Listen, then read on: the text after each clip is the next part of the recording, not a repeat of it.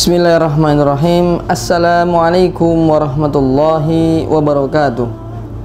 Alhamdulillahilladzi arsala rasulahu bil huda wa dinil haq liyudhhirahu 'alad dini kullihi wa kafaa billahi syahida.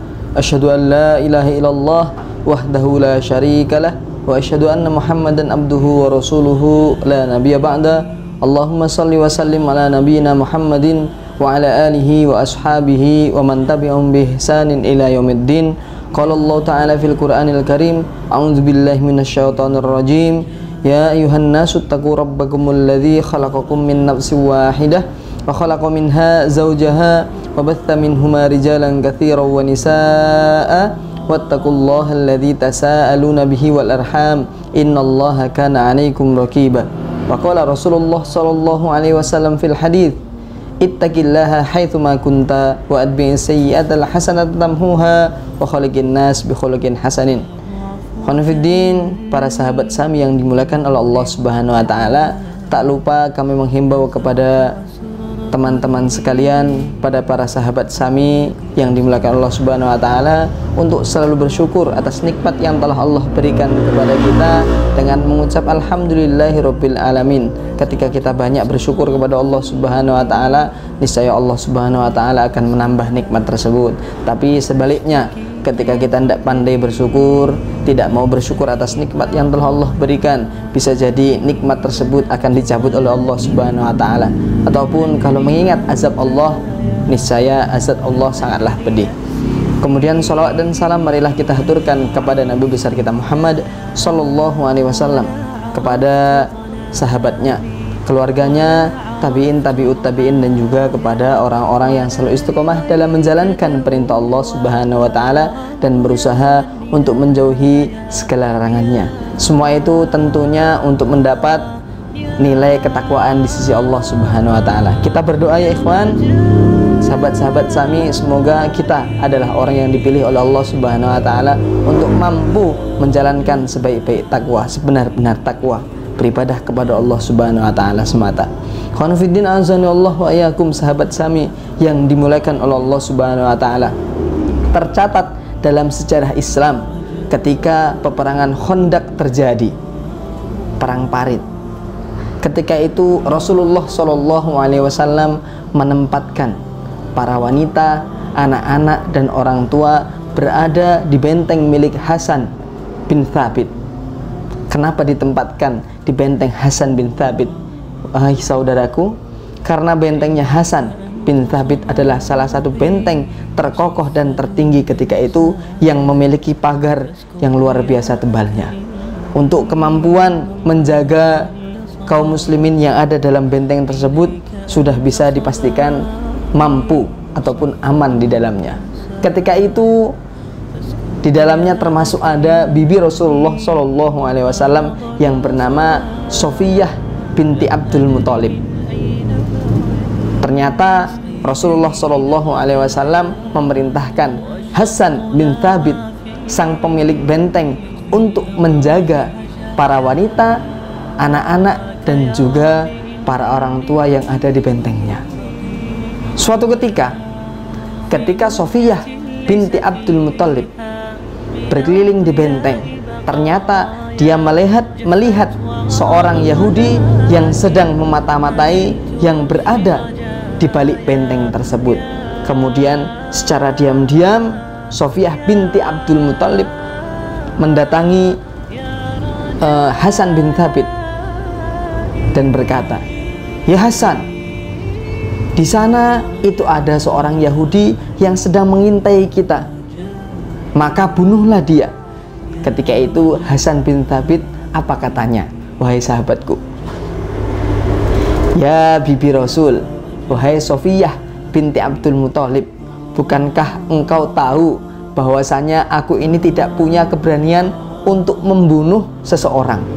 Bahkan musuh pun aku takut untuk melakukannya." Maka ketika itu Sofiyah mengambil setongkat yang ada di dekatnya, kemudian memukul bagian belakang kepala orang Yahudi yang mengintai tersebut, kemudian tergeletak di samping benteng. Kemudian datang lagi kepada Hasan, "Ya Hasan, ambillah pedang, penggallah dia. Maka Hasan berkata lagi, ya Sofiyah, andai saja aku berani untuk melakukannya, tentu sudah lebih dulu aku melakukan hal itu. Maka dengan hati yang agak bagaimana, Sofiyah ini mengambil pedang, kemudian menebas leher seorang Yahudi yang mengintai mereka di benteng Hasan bin Thabit. Kemudian kepala tersebut dilemparkan ke bawah, sehingga orang-orang Yahudi melihat kejadian tersebut, kemudian merasa takut bahwasanya ternyata Nabi Muhammad SAW tidak meninggalkan keluarganya, tidak meninggalkan para wanita, tidak meninggalkan para anak-anak di benteng tersebut sendiri.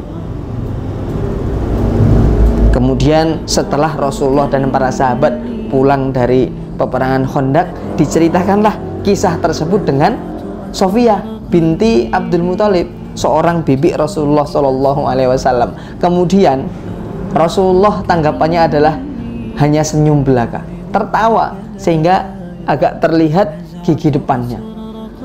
Ya ikhwan, wahai sahabat Sami yang dimuliakan oleh Allah Subhanahu wa taala, dari cerita ini mungkin kita bisa menyimpulkan dari sebuah hadis Nabi Muhammad SAW. Beliau bersabda yang diriwayatkan dari Abu Hurairah, al-mu'minu qawiyyun khairun wa ahabbu ila Allah minal mu'minid dha'if. Mukmin yang kuat itu lebih dicintai oleh Allah Subhanahu wa taala dibandingkan mukmin yang lemah. Hadis riwayat Muslim. Ikhwan fiddin azanallah wa iyyakum. Maknanya apa? Bukan berarti Hasan bin Thabit ini lemah dalam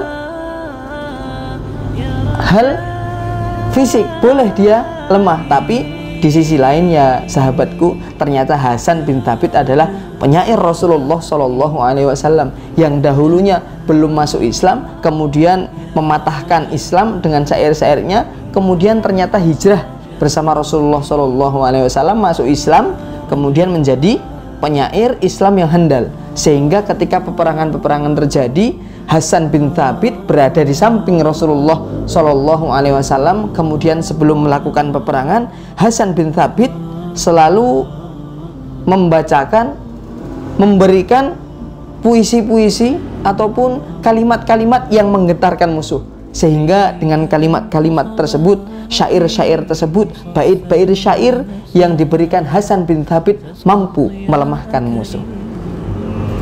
Maka kita, sahabatku, ketika kita memiliki kemampuan yang luar biasa, baik itu fisik ataupun